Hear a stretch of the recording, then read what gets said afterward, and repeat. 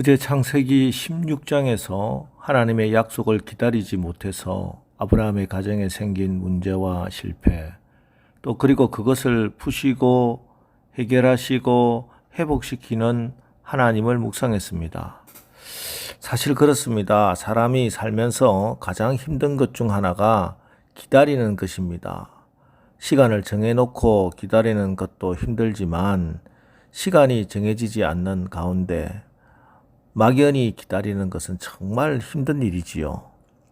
그런데 성경을 보면은 하나님께서 약속은 하셨지만 그것이 성취되기까지 반드시 요구되는 한 가지가 바로 오랜 시간 기다림입니다. 요셉은 어린 시절에 하나님의 비전을 받고 꿈을 꾸지만 그 꿈을 이루어 가는데 17년의 기다림이 필요했습니다. 모세는 40살에 스스로 이스라엘을 구원할 수 있으리라 자신했지만 출애굽의 지도자로 부름받은 것은 그로부터 40년이 지난 후였습니다.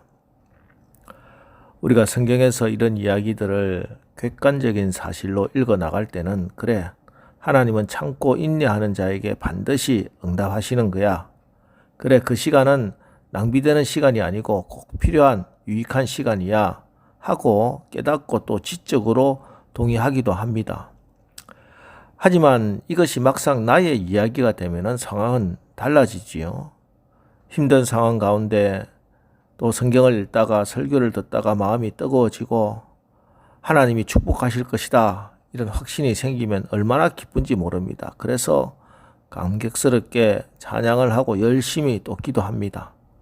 당장 오늘이라도 무슨 일이 일어날 것 같습니다.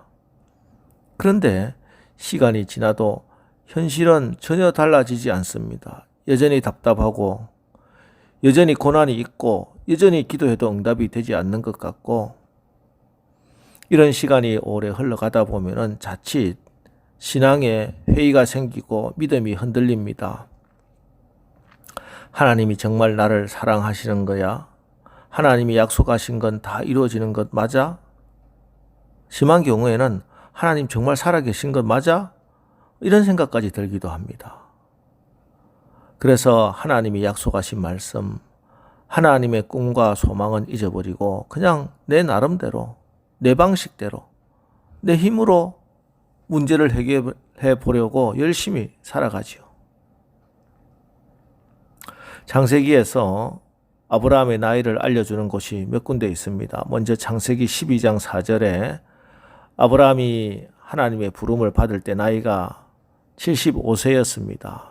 이때 하나님은 자식을 주겠다 약속하셨지만 10년을 기다렸는데도 자식이 없습니다. 그래서 아브라함과 사레는 사람의 방법으로 세상에서 흔히 쓰는 방식대로 얻은 아들이 이스마엘이요. 그때 아브라함의 나이가 86세였습니다.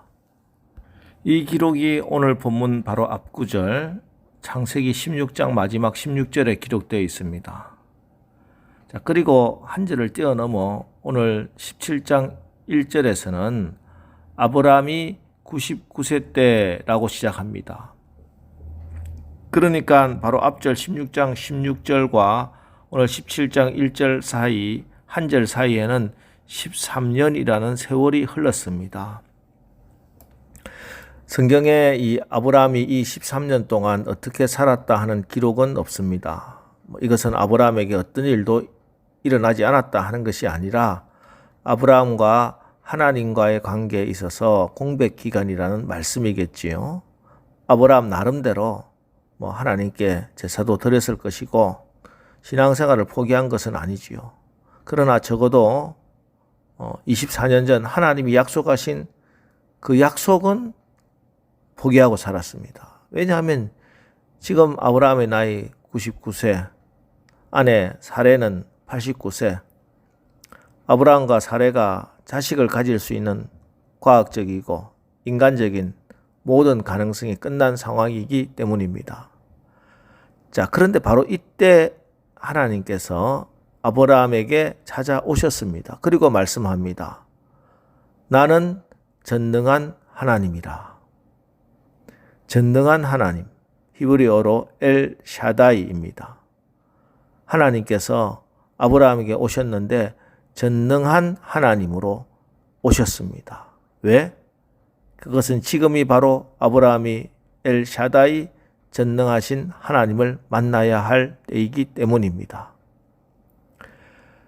예, 인간적인 모든 가능성이 사라진 그때 우리가 만나야 할 분은 바로 전능하신 하나님, 엘 샤다이 하나님입니다.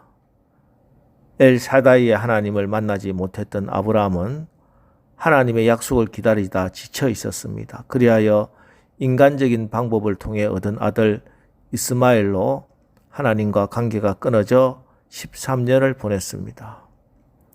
왜 아브라함과 사레가 하나님의 약속을 기다리지 못하고 인간적인 수단 하갈을 통해서 이스마엘을 얻었을까요? 엘샤다이 전능하신 하나님을 만나지 못했기 때문입니다. 오늘 왜 우리가 하나님의 방법 대신 세상적인 방법으로 문제를 해결하려고 들까요? 전능하신 하나님 엘샤다이를 만나지 못해서 그렇습니다. 왜 우리가 걸핏하면 낙심하고 좌절하고 원망하며 불평하며 그렇게 살아갈까요?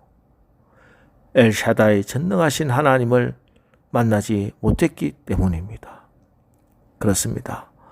오늘 내 인생이 태산을 넘어 흥곡에 지날 때, 사망의 엄침한 골짜기를 지나야 할 때, 새로운 기적의 역사가 필요할 때 여러분이 반드시 만나야 할 분이 바로 엘샤다이 전능하신 하나님이십니다.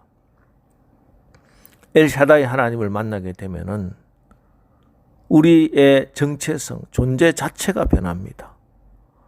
오늘 엘샤다이 전능자 하나님을 만난 아브라함은 존재가 달라졌다 하는 사실을 자신과 만방에 선포합니다. 그것이 바로 계명 사건, 이름을 바꿔주는 사건입니다.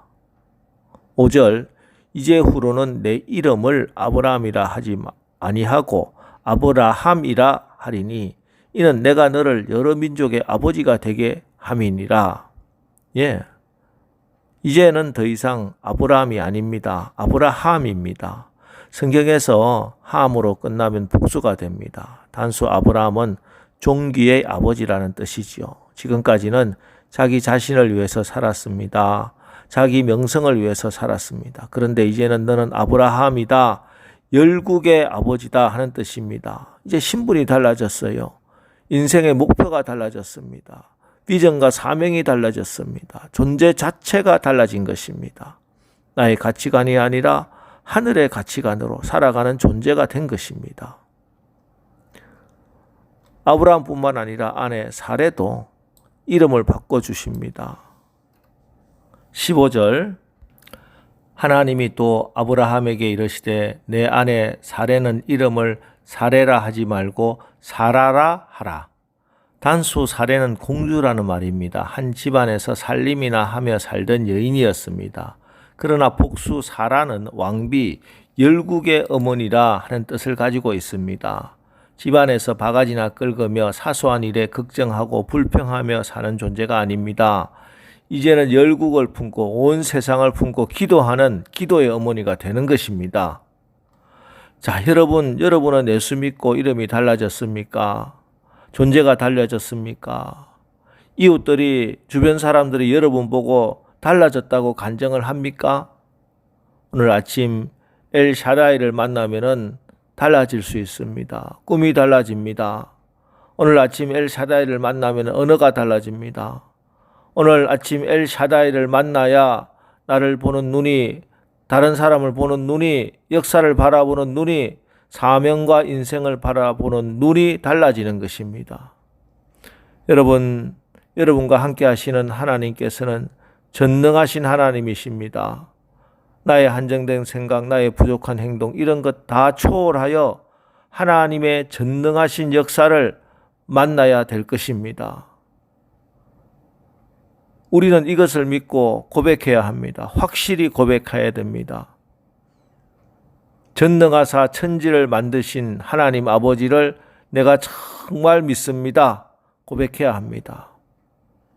자, 이제 오늘 우리가 이 고백대로 엘샤다이 하나님의 전능하심을 따라 하나님의 전능하심을 체험하며 간증하며 살아가는 오늘 하루 여러분 되시기를 주님의 이름으로 축원합니다. 기도하겠습니다. 모든 가능성이 끝난 상황 가운데 전능하신 하나님 엘샤다이 하나님으로 아브라함을 찾아오시고 만나주신 우리 하나님 아버지, 오늘 이 새벽 우리에게도 찾아오시니 감사합니다. 이제 우리가 말씀에 의지하여 엘샤다이 전능자 하나님을 인격적으로 만나 우리의 지금까지 세상을 살아가던 방법 능력이 아니라 하나님의 시각으로 하나님의 비전으로 하나님의 능력으로 살아 승리하게 하옵소서. 이제부터 전능하신 하나님의 역사를 체험할 것입니다. 엘샤다이의 복이 나에게 뿐만 아니라 자손 만대에 이르기까지 저 천국에 이어지는 것임을 분명히 믿고 그 전능하신 엘샤다이 하나님을 체험하며 간증하며 살아가는 오늘 하루 되게 하옵소서. 예수님의 이름으로 기도합니다. 아멘. 자, 이제 오늘 하루도 우리가 엘샤다이 전능하신 하나님 만나고 체험하고 간증하는 승리하는 하루가 되게 하옵소서. 오늘 말씀을 의지하여 우리 다 같이 또 기도하고 나가겠습니다. 우리 기도하겠습니다.